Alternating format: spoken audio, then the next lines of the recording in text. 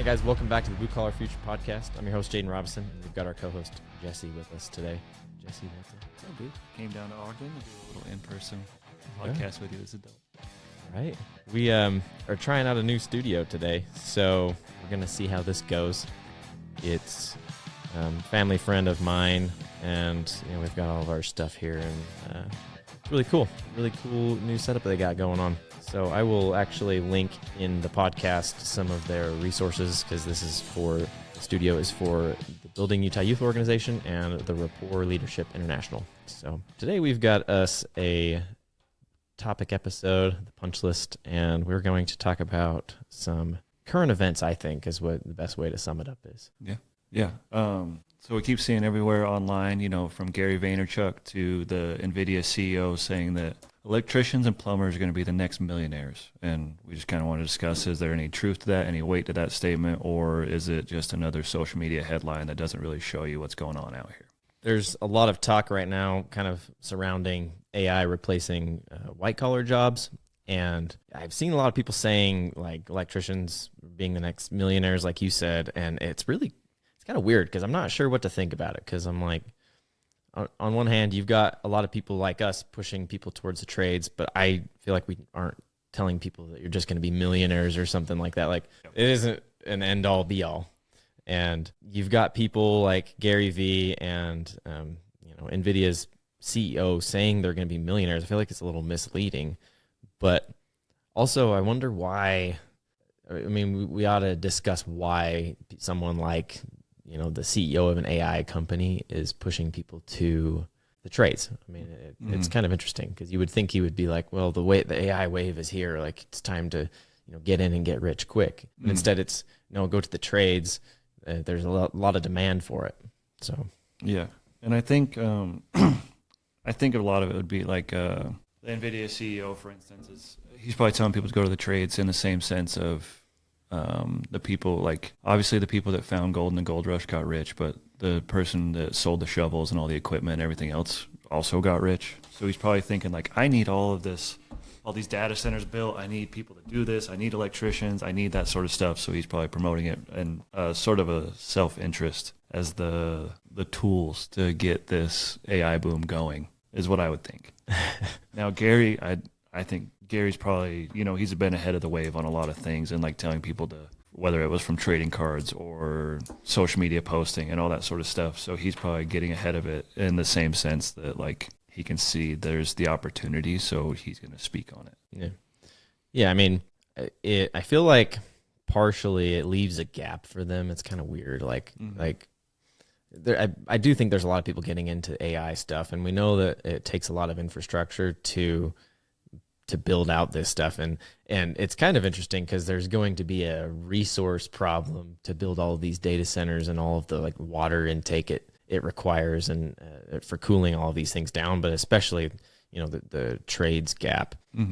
I think my main issue is just trying to tell people that electricians are going to be the next brand of millionaires doesn't really make a whole lot of sense, because it's kind of disingenuous. It feels to me like the push to college that people had. It feels like the last 20, 30 years, the big push to college that we've had has been, oh yeah, you have to go to college to be successful. You have to go, and you're going to be a millionaire. I mean, it's like this get rich quick thing. And now it's like the trades is like that. It's crazy. Yeah. It doesn't make any sense. I think it's misleading in the sense of, it's the same, like you said, it's from college to here is like, oh, go get a degree, that's how you be successful. And now it's, well, go be an electrician, that's how you be successful.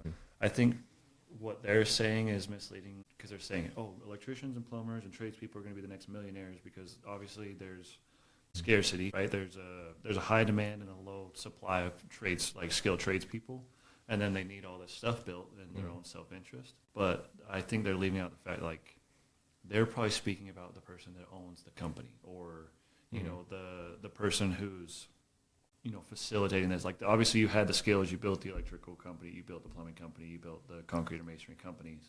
But I think they're leaving out the fact that, like, they're probably not talking about, like, your journeyman electrician, even though they're probably going to make a lot of money. They're going to make the 150 to 250K a year if, those trends keep continuing down the way. But I don't, I guess there's probably a way that that person becomes a millionaire pretty easy because you save your money, you do your things. But the person that's, getting the contracts and doing those things, like they need that person as well. And that's who's, I think it's Bobby Wang, right? And Gary Vee are speaking. Mm-hmm. Yeah, for sure. We're back after some readjusting of some technology here. So it's a learning curve. Oh, yeah. But yeah, I think we were talking about, Gary's posting about it because he sees opportunities and things like that. And then the NVIDIA CEO needs his stuff built. Yeah. So he's seeing promote, we need all this stuff done. It's coming. So get in front of it. And then we were talking about maybe the idea that it's not necessarily the employee that's going to become the millionaire, but maybe the person that owns the business and things like that. Yeah. I mean, the whole idea, the whole millionaire idea, I feel like it's the American dream, right? We're all trying to be this perfect example of success that is the millionaire status. And I think it's interesting because as I've listened a lot to Dave Ramsey, which he turns a lot of people's heads because his no debt ideas are pretty crazy to a lot of people. They're like, how can you even do that without no debt? But it's interesting because we've had people call in. He's had people call into that show that made $50,000 a year their entire career, and they retired millionaires and they loved what they did. It was just about properly managing their finances and living within their means. And I think it's hard because the goalpost is always moving. Mm-hmm. So, I mean, since everybody would be like, oh man, I want to be a millionaire, that idea is kind of abstract, and it's definitely a hook to kind of lure people in to do things, I think. So it was college before, and now it's just turning into trades. It's like, oh yeah, you're going to be a millionaire. It's like, you really can be a millionaire doing just about anything if you are positioning yourself right and using your money to actually saving some money, I guess, not spending every single penny you make. Sure. And people will pick that apart and they'll say, well, things are expensive nowadays and families and whatever. But that's beside the point, because it's the millionaire talk is to try to get people to lure in to the idea that you can be this and you're going to be successful because of it. So I think it's a little bit alarming when everybody is using that talk, because all it is doing is trying to get you pulled in. Right. And all that does is set your expectations up to, oh yeah, I'm going to make this buttload of money, and you can make a good amount of money, but it's not like you're making $1 million a year. And even at that doesn't even happen. That doesn't even happen with most professions. So it's weird right now because I think there's nobody that's really happy with anything that they're doing. And it's always just the grass is greener on the other side. Sure. Yeah. And like you said, I think saying that everyone in the trades is going to be the next millionaires is really just it's almost clickbait, if you will. Yeah. Like it's like you said, it's just a catchy thing that gets everybody involved, and it doesn't give the true image of what we have going on out here in the field, if you will. Like I think it gets views, it gets all that sort of stuff, but it doesn't necessarily paint the proper picture of it doesn't tell you what path you need to take. It doesn't tell you the realities of okay, who's going to be the millionaire, or how you get from apprenticeship to journeyman to foreman to owner to all those sort of things. I think it almost feels like the people that are out here saying that the tradespeople are going to be the next millionaires are the same people that are like, hey bro, if you bring 2 friends over here and they bring 2 friends, you can be a millionaire. That's how it feels at this point. You're telling me that tradespeople are going to become a multi-level marketing agency? Exactly, bro. If we sell it as, hey, if you want to be a journeyman, if you bring 2 laborers, then you can be a journey. And then if they bring 2 laborers, they can be a journeyman. And then we all end up as millionaires because there's always someone coming in at the bottom to fill it up. Yeah. Well, so this kind of leads me to my next thing. So that there's a lot of people that are concerned about the labor shortage. And this is partially, I think, the reason why all these people are pushing for the trades, because especially with all these AI facilities that are going to need to be built, there's a shortage of tradespeople to do it. But also there's a lot of crazy stuff happening in our country right now with people getting booted out of the country. And sure, that is probably lowering or diminishing the labor pool even more. And it's a little concerning only because I mean, I saw the other day Elon Musk said he claims that Americans won't do hard labor, and I think a lot of that's true. And a lot of people that are here illegally will do anything. And I mean, we even see people here that are, and I don't know if they're illegal, but you can kind of guess that are doing most of the trade work of the of especially the labor work like what we do. Kind of the harder labor jobs. A lot of them are doing that. And if we're getting rid of the already low amount of people that will do it, it's going to hurt this even more. So we almost need this big of a push anyways to get people to join. But it's also, you know, on the flip side of this, we're going to end up with an oversaturation of the market, and we're going to end up having a bunch of people and not enough work. So I don't know what balance there is. I think we have to push this hard because of the rhetoric that's been the last 50 years that you can't be successful in a trade job. But, you know, we can't ever tell what's going to happen down the line.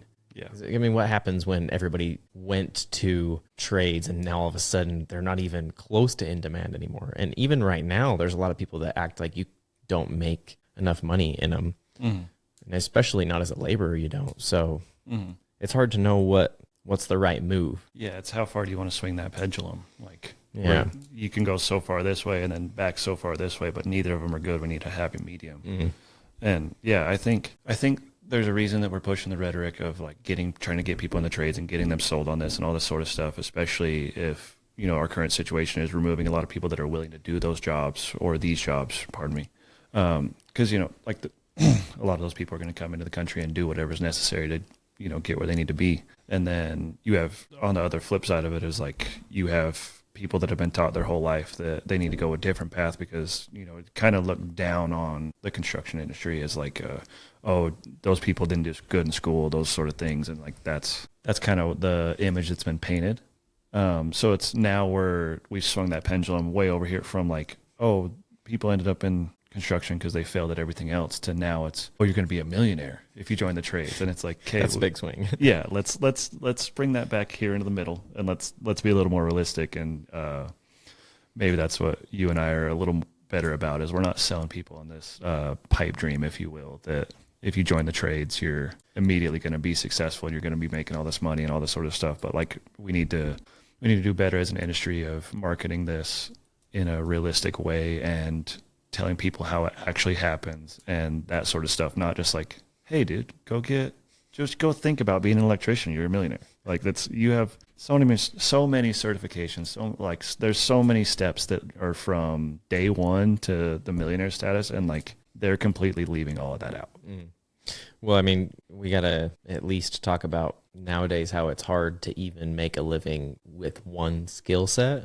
So, I mean, you have all these people going out and getting degrees like they're pieces of candy or something. I mean, they, you know, 10 degrees from their university and still can't find a job. Sure. Everybody is living in this hyper skill based society, but still thinks that degrees are important. But the fact still remains that you need to be able to do a lot of stuff and be able to be really, really valuable. It's not like you can just focus on one thing forever and be as successful as you might think that you should be able to be, I guess.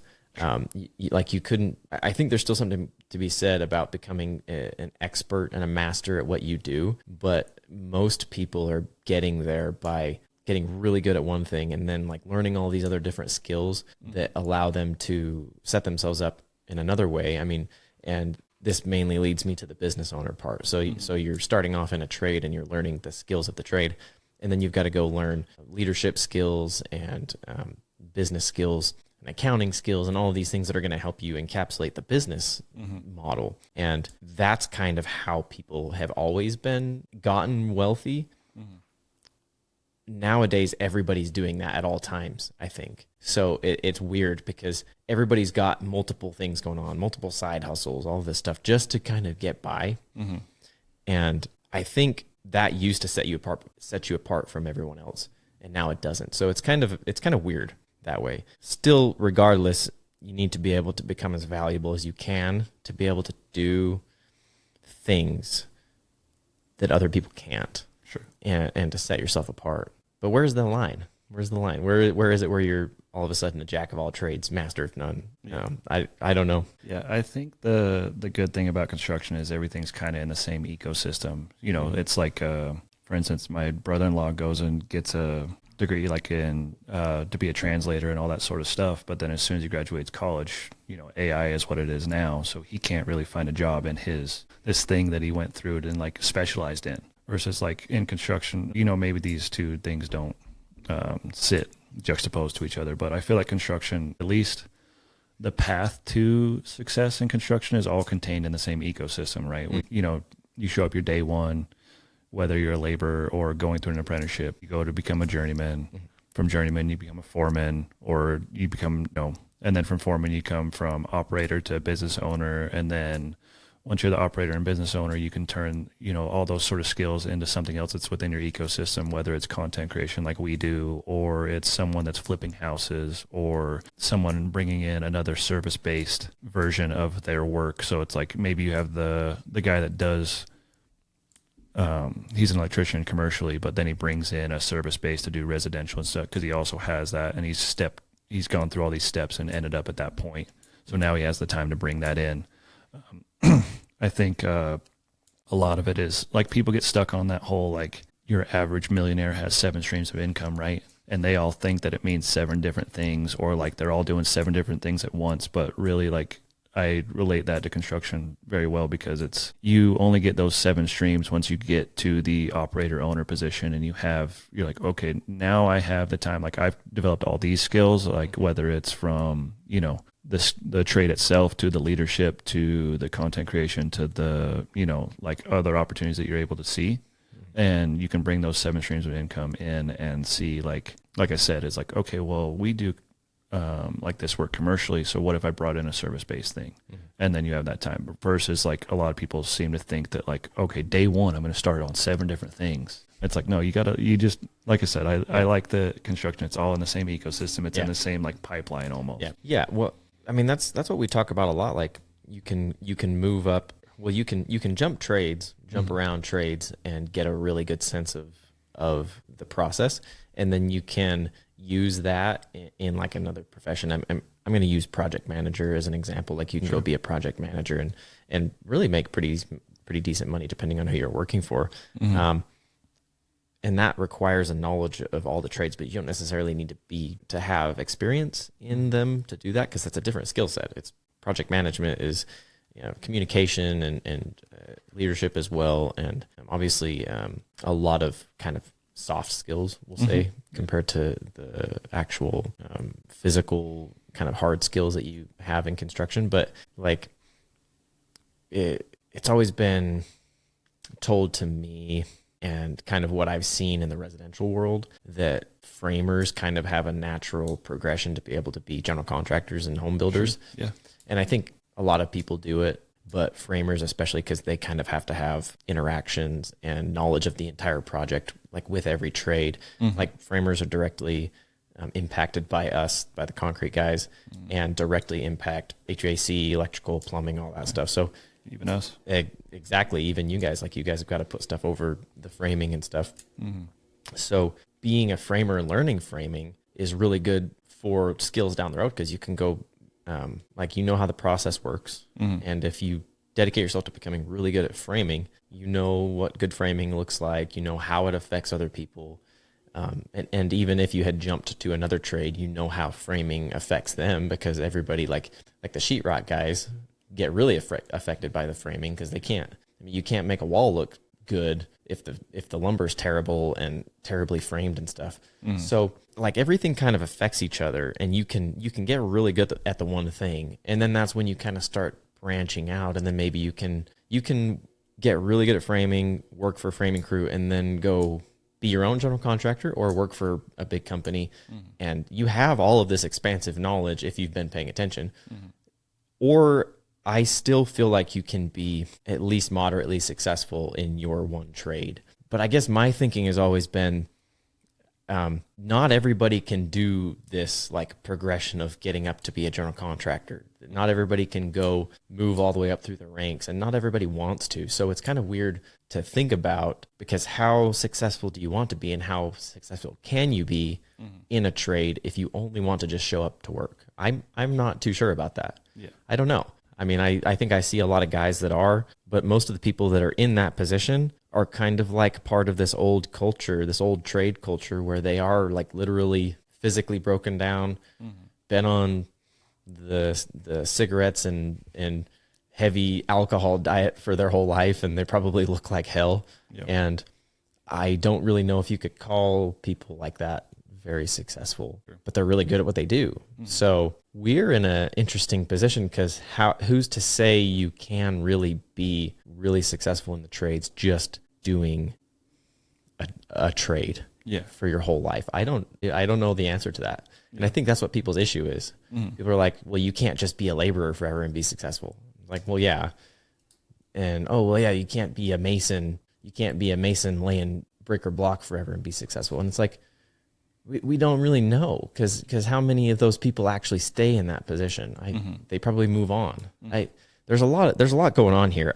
To circle back to the millionaire thing, it's hard to look at this with one overarching thing and be like, you're going to be a millionaire. Go be an electrician. You're going to be a millionaire. It's a really, there's a lot of ins and a lot of outs. Yeah. Yeah. There's way more to it than they're leading on, that, like, it's not just you're going to show up, become an electrician, and be a millionaire. Like, there's so many more steps to it, like we were talking about. But I do think maybe it would be good to speak about what do you think the most realistic path to becoming a millionaire is in our, like, if you were to become a tradesperson, what do you think the most realistic paths are to becoming a millionaire? The most realistic, I would say, well, I think most realistic and the most, how could we say, the most guaranteed is literally just to work in a job and actually save and invest your money, because anybody can. Like I said, like, I have actually heard people call in on financial shows saying that they're millionaires, they have millions of dollars in retirement, and they have a good life because they started investing early and they retired with a good amount of money and paid for a house and stuff. I think it is actually more of a financial literacy problem than it is about a specific job. Sure. And we live in such a consumer market that everybody's always buying shit that they don't need. Everybody's buying things and spending money on things that we never used to. I mean, you go look back at 50 years ago at the quality of homes and the quality of life people had and what the cars were like. It's no wonder that our cars are 10x the cost now, because they're like, I mean, you go look at a car from 50 years ago, it is nothing like, I mean, it is bare bones. Like, to recreate that now would probably still be like a $10,000 car. Yeah. And instead we have these cars with massaging seats and shit. You probably got massaging seats in yours. Yeah, I literally used the self-driving features to come down here on our new Kia, like, which was cool, but you're right. Like, it's. Yeah. Well, and it's fine if you have the money for it, right? The problem is not everybody does, and they're trying to keep up with the Joneses. And just like, oh, well, I need a new car. I need this nice house. And we have so many more like expectations for what we should be able to have. And I think there is a problem now where everything is so expensive as well, and wages haven't kept up. Yeah. But it still is a matter of people spend and do way more than we ever have, but expect that it should be that way too. Yeah. So I think becoming a millionaire is still possible, still just about priorities, no matter how much you make. Now, can you still be one making $50K a year right now? I don't know about that. That's pretty Can be real iffy. hard. That's pretty iffy. Yeah. But if you're making the median income wherever you are, I still think there is a chance for that. And if you're smart with your money, you don't get super impatient. But back to the actual job pathway, it would probably be to be your own boss, or if you can find a really good union where you can get up and make a ton of money. And I mean, like our friend Brock makes a bunch of money, and I feel like he doesn't really work that much. You know what I mean? Like, he does. I didn't say that, Brock. Yeah, if you're listening, like he does. I know he does, but like it is not him out there like busting his butt, swinging hammers constantly. Like for what he has a lot of responsibility, and I would assume a lot of risk because that's a lot. That's like a huge deal putting those things up. Hundreds of feet. Anybody listening might actually know who we're talking about. Brock James. Yeah, the blue collar dad on social media. Yes, he builds tower cranes, and he's got a really good job. And the thing is he is an example of someone of what we brought up earlier of becoming really good at something and also like learning things that nobody else knows. And he is the only one in Utah, I think, with his certifications and experience. And so he set himself apart, and so he has a really good position because he's like the only one here that can do that. Type of thing. Now, can you replicate what he does somewhere else? Probably not. I don't know. He's found his thing and it worked out. That would be a really good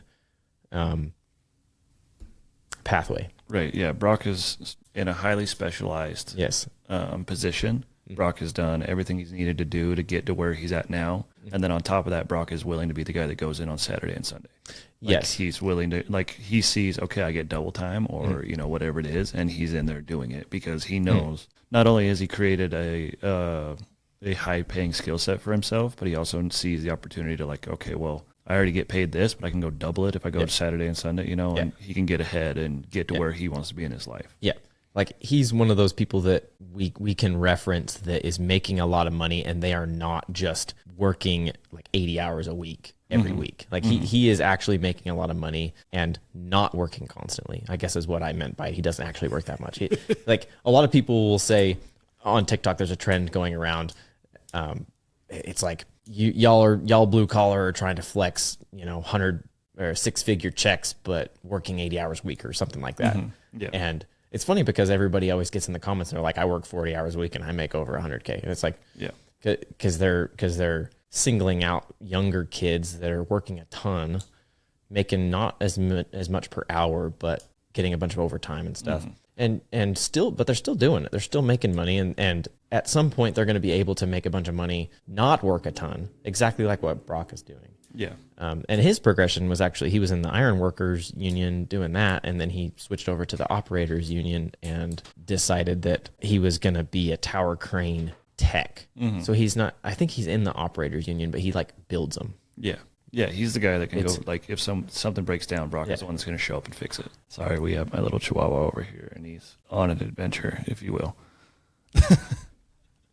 But yeah, like Brock is a great example of someone who got into this, started it, where he started, and then took the time to build up the skill sets, get the certifications, go through the pipeline and the ecosystem, if you will. And then now he's put himself in a position to, I wanted to say experience, but that's not the word, to take advantage of the opportunities in front of him to go, whether it's double time or it's go out and do things that make him even more money and so on and so forth. Like he's the perfect example of that. And that's really the realistic path. If you're not going to become an owner or whatever it may be, if you're not going to become the owner of this, of the company and things like that, and you're looking to become a millionaire or hyper successful, it's you specialize in something, you get all the stuff, and then you put yourself in rooms to take advantage of the opportunities that get you even more pay. And I think I specified union because of some of the benefits there, but I think you can do that non-union as well. You can set yourself apart to be super successful. Okay. Yeah, I agree. It's like it's interesting, and I'm gonna just leave it at the union thing because I think, I mean, unions are supposed to be there to protect the workers and for this exact purpose to help workers actually become successful and force pensions and retirements and stuff. Sure. But I think if you're in non-union positions and you're just smart with what you do, you'll still be fine.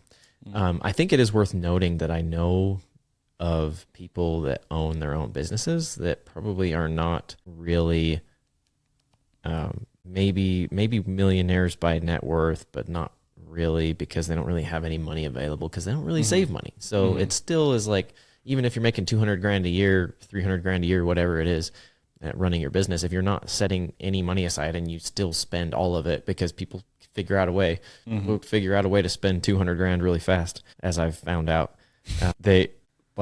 you're still not going to be a millionaire. Yeah. And it blows people's mind that make 50 grand a year and they hear about someone making 200 grand that is broke, but you still can be broke very easily if you just blow it all. Yeah. And you can. So it still comes down to like setting money aside. And I guess, this has turned financial pretty fast. But I mean, it's what it is. That's how you become a millionaire.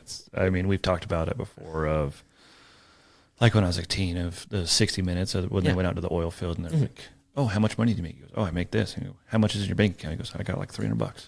But he's got a brand new fifth wheel. He's got a brand new truck, like all the stuff, Right. It's you're not wrong in speaking on this.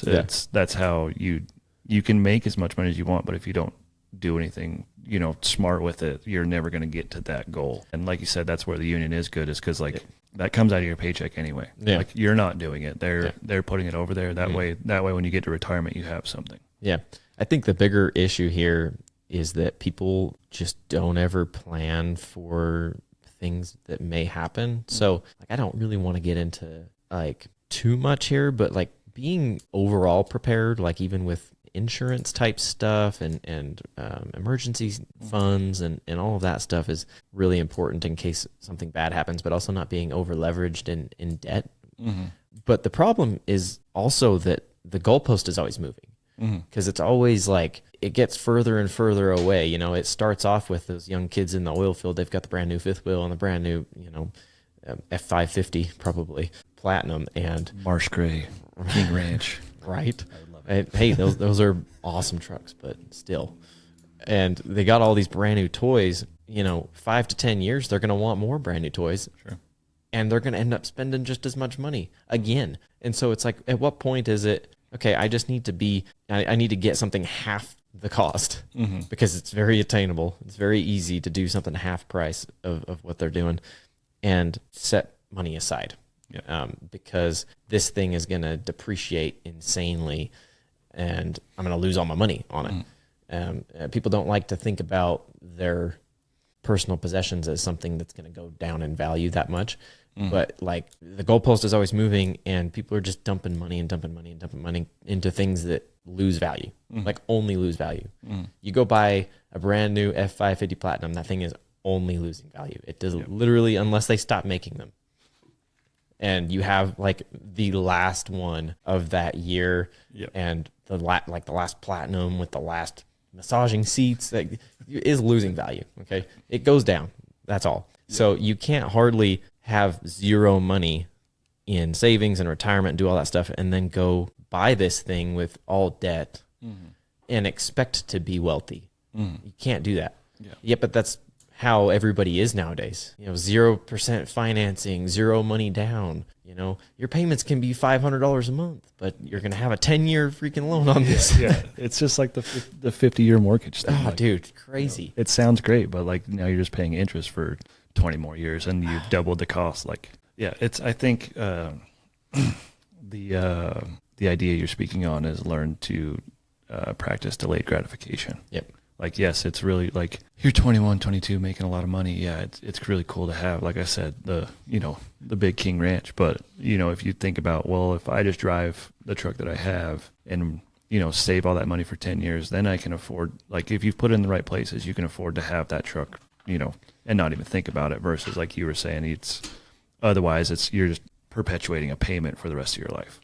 Well, going back to the 50-year mortgage thing, I saw something that was really funny because there was somebody in a comment section of one of these videos. They were like, I would rather have a 50-year mortgage at 1% interest than a 30-year at 7 or 6 or whatever. And it's that doesn't happen. Yeah, the interest rate goes up. Yeah, you've never looked at a loan before, have you? And then they referenced something that the president said. He came out with that, and he was like, mortgage rates should be 1 or 2% or whatever. And sure, that would be great. You would pay way less interest if you had a 2% mortgage for 50 years than a 30 with 5%. You would have way less interest. But that's not how it works. You extend the loan term, you up the interest. Okay. So people don't realize, you go borrow $400,000 on a house, and you have a 30-year mortgage at like 6%, you're going to end up spending like $1.3 million on that house over the course of to get it paid off if you have the full term. That's not a good way to become wealthy. Yeah. You'd be better off renting, honestly, because especially if you don't have money set aside to buy that and you're fully financing, like you're not really going to get ahead of the curve. It may go up in value, but you've also put way more in it than that. And you could have just been renting and investing money. And yeah, you know, you're pissing money away, but you're also pissing money away in interest on your mortgage because you're paying essentially $800,000 in interest and $400,000 in principal. Yeah. People don't understand this like at all. No. And that's the thing too, is like, yeah, the one or two, like that's a pipe dream as well, because the longer you run out the loan, the higher the bank's liability is. So they're going to protect themselves. Like they're going to get paid first. So if the longer the loan is, the higher the interest rate's going to be because it's more liability for them. I don't even want to see what the 50-year mortgage breakdown is right now and what the interest rate is. Yeah. Yeah. It's just like you said. I mean, if you took the same loan at 30 years and 50 years, you're paying almost 3 times the amount. Yeah. Right. Yeah. Well, I almost shit my pants when I saw like the breakdown of a 15-year basically on our loan that we have versus the 30-year that we do have. It's literally half the cost. Yeah. If you did the whole term, it's half the cost. Yeah. Literally, and it's half the time, which makes sense. Yeah. But people don't think about it like that. Yeah. They're like, oh yeah, well the principal's just broken down over 30 years instead of over 15. No, it's principal and interest for the whole time. Yeah. The entire time. It's crazy. And maybe that's something that our industry needs to work on a little bit better. Like this whole, me and you have obviously gone down this rabbit hole, or tangent, if you will. But I think that the people that are in leadership positions in our industry could do a better job about helping those coming into the industry or those that they're leading in financial literacy, right? So it's because if you didn't go to school or you didn't go purposefully take classes or learn those sort of things, then you're never going to know it unless someone sits down with you and teaches you those things. So maybe as leaders, we can, like leaders in our industry, we can all be better about educating those that are coming with us on financial literacy and showing them the proper way rather than getting themselves in positions like that and getting underneath a bunch of stuff. Yeah, well, I mean, I'm not sure even if you went to school that you would learn financial literacy, because you still have people that are going to college and borrowing on that and end up with $200,000+ in student loan debt that they just like hang on to forever like a pet. Like, you're never going to be successful there. I mean, it's blown my mind how many people have called in making $500,000 a year as a doctor. Paycheck to paycheck. What? Are you kidding me? So, I mean, again, we can circle back again to this millionaire talk. Like, it's not even about the job. It still isn't about the job. Yeah. It's literally just clickbait, and it's trying to get people. I mean, I understand. Maybe we do need to talk like that to get people into the trades, because like the real problem isn't even how much money you make per year. It's living wisely on what you make. So, I mean, again, we've circled back, I think, a couple times to this, to like it's a little. This is why it's a little concerning to me that they are saying that. Yeah, I would say. Yeah. Because no matter what trade you're in, I mean, you're not making as much as a doctor. Doctors are still in debt, though. They still have a bunch of debt, to get through that process, and then they start making a bunch of money, and they go buy the big house and do all the stuff and splurge, and then they're just forever in debt. It is your annual income is the best way to become wealthy, but it's not the only tool. We as an industry can do better to teach, I guess, financial literacy and kind of explain to these younger guys why it's maybe not a good idea to go spend all your money on your truck when you got no money saved, like $0. And it's something I talk about a lot because I've done it myself. Yeah. I did it plenty, had all the toys, had all the things, and I wish I didn't. Yeah. I'll be honest with you. It doesn't do anything for me. And it doesn't matter to me that I had snowmobiles and dirt bikes and nice trucks, and I don't care. And at this point, it is the last thing I care about. I wish I'd just saved my money. Yeah. But you can't, you obviously can't go back. So what are we to do? We can help teach the other kids. Yeah.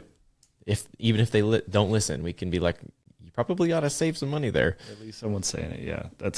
I try to do my job. I try to do my part. Yeah. And like all the guys that work for me are like, hey, if you need to get in a habit of like whether it's pay yourself first or whatever it may be, but almost if you can automate, like I'm putting 5, 10, 20% of my paycheck away every week. Like maybe that's the what was it? Both The Richest Man in Babylon and The Alchemist, they teach you those sort of skills, right? Or that theory. But yeah, you got to just do your part and learn how to automate that and put that away. Because, like I said, me and Jaden have both been through that. Like when I was 21, I had a really nice truck, and I was doing that, and I was like, I should have never been in that loan. Like they should have never given me that loan. Yeah.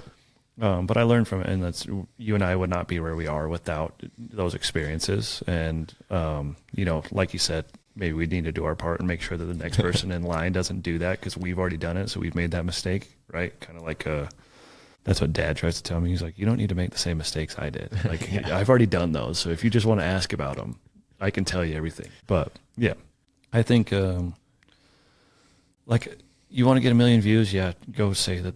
If you're an electrician, you're going to become a millionaire. But if you want to like really speak about how people become successful in our industry and stuff, we need to do the realistic approach. And like, I don't know, the quote I have right here that I keep looking at is that trades are a real path, not a motivational quote.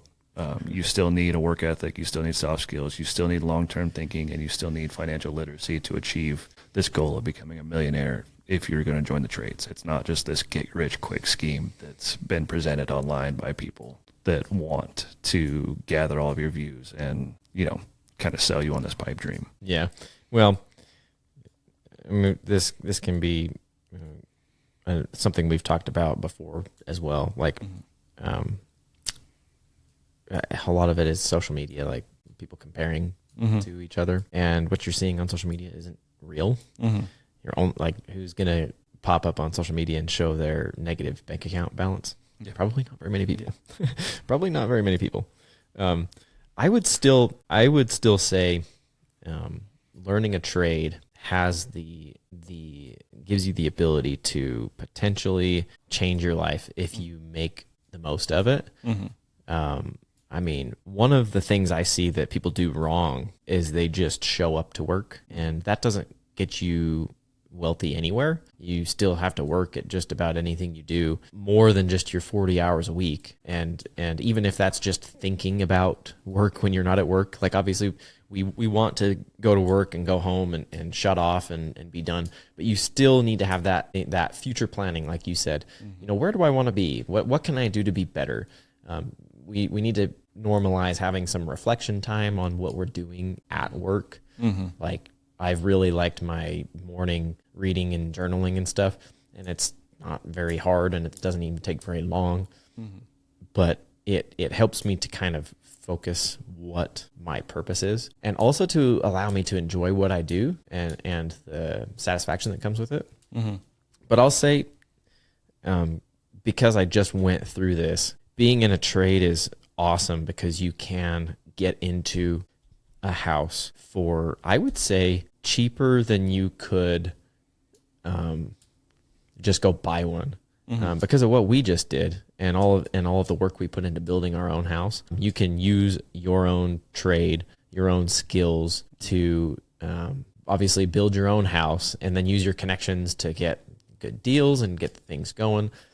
As long as you're prepared and ready, you can get into a house for cheaper. That's another way to become a millionaire. I know a lot of people that built and sold houses over the years and moved every, 2, 3, 4 years, and ended up in one house that was great house, very low amount owed on it, and they can just kind of go on and do what they're doing. I mean, my parents did that. My wife's parents did that. My wife's parents don't own business with what they do. Obviously, my dad owns business, but they did that like on the side. The two of them built and sold houses, and I moved as a kid like 6 times or something. I mean, insane. Yeah. And that's one thing that can help contribute to your, whatever millionaire net worth and to become a millionaire, but also to free up this mortgage payment, right? Because like we all have these mortgage payments, and especially nowadays, people are getting into mortgage payments that are freaking $4,000 a month and shit like that. I mean, how can you pay for anything being that way? So, that's another pathway. So we talked about like just saving, investing your money, being in the trades. We talked about and being in a union and doing all that stuff. We talked about becoming a business owner, but you can do the remodel thing like you mentioned. You can build and sell houses, and it's a lot of work. It's like another job, but you can still do it and earn value and equity that way to set yourself up. But I think the big thing here is being, no matter what you do, no matter what career you're in, having a plan, having purpose. And I think that's what I'd say. Yeah. I'd say I got a couple of, like, the finishing thing is, and it kind of ties into what you're saying is, the other one is you're going to do this because you enjoy building and solving, not because you saw a TikTok, right? Like, you're in the trades because you enjoy this, right? It's not just because someone said you're going to become a millionaire if you join the trades. And then millionaire or not, trades offer stability, purpose, and community, which is exactly what you're speaking on. Like, whether or not you become the owner operator or the millionaire, or like, this thing still offers a stable paycheck. It still offers you a stable ecosystem to become, just like you're saying, whether it's you step through the path of learning all the skills and then you learn how to flip houses, or you step into becoming the owner operator, or you can invest your money other places. Like, the trades offer that. Like, that's a realistic approach to this. And then, you know, our message needs to be, it's not everyone, the message isn't everyone will get rich. It's just that this path has been undervalued for decades and it's finally getting the respect it deserves. But we need to not muddy that with this message that, oh, if you join this, you're going to become a millionaire. Yes.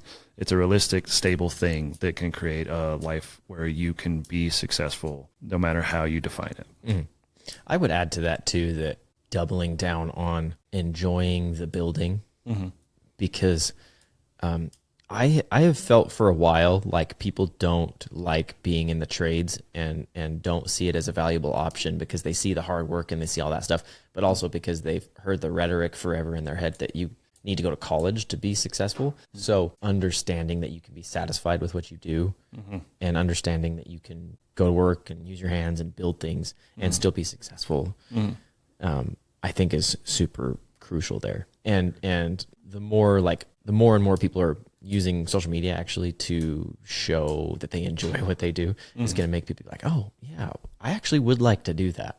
Yeah. I get a lot of people telling me, oh, concrete looks so cool. Concrete looks like, you make it look so satisfying and so fun and stuff. And I'm like, yeah, sure. So, it takes a long time to get it like that. But it's interesting, and it is something that I can go look at every day. And I have this skill that so many people look at and they say, they almost look at and they enjoy looking at it from a distance, but then they're like, yeah, I wouldn't want to do that though. Yeah. So showing people though still that you enjoy what you do and that you can enjoy what you do, even if it's, you know, dirty work, dirty, uneducated work. So we'll say, I think is going to be really crucial. And it's good because I've seen a lot of people do that over the last couple of years. Yeah. And I would much rather see, if you're one of those people, I would much rather see you post and get people that think that your work is very satisfying or that it's fulfilling, rather than trying to sell them on this, you know, that you're going to become a millionaire. I would rather you sold them on, join the industry because it's something that's going to satisfy and fulfill your passions and purposes. Yeah, not everybody wants to be a part of the freaking life sucker that is corporate America. And, you know, I mean, there's a lot of people that are in these just soul-sucking jobs that are making buttloads of money and just suck the life out of them. I've seen time and time again. And it doesn't surprise me too much that people want to switch over to blue-collar jobs. I mean, a little bit, because there's still a lot of people that think you can't make a lot of money doing it. I really think that if you're comparing like a similarly skilled blue collar worker to someone in like a job with a degree and all that stuff, your pay is pretty similar across industries, depending on what you're looking at. I still think that. I think every time people show the job pay charts, it's skewed, and especially because like when you're in a blue collar job, you start right off making like very, very low amounts, and jobs that require degrees, obviously you're going to have a little bit leg up. So there's a lot of things to think about here. I think anybody that wants to join, they can be millionaires. You can be a millionaire doing anything though. So that would be my point. Yeah. Yeah. It is possible. Awesome. Cool. Well, I think we got that all pretty good. Yeah. So. I think we did good. This was fun. This is our first not our first in-person podcast. It's been almost 2 years. Yeah. almost 2 years already. Yeah. But as far as the punch list and the Q&A, the RFIs and all that sort of stuff, this has been a fun one to do in person. Now get back to this. Yeah. And we'll try this studio out a couple times. Yeah. Cool, it's nice and easy to get down here to you. But Yeah. In closing, like usual, if you found anything helpful, insightful, or anything, we'd appreciate if you subscribe, like, follow, share, do your part. That'd be awesome. Yep. Appreciate you, Jesse. Appreciate you, dude. Coming down, and we'll see you guys next time.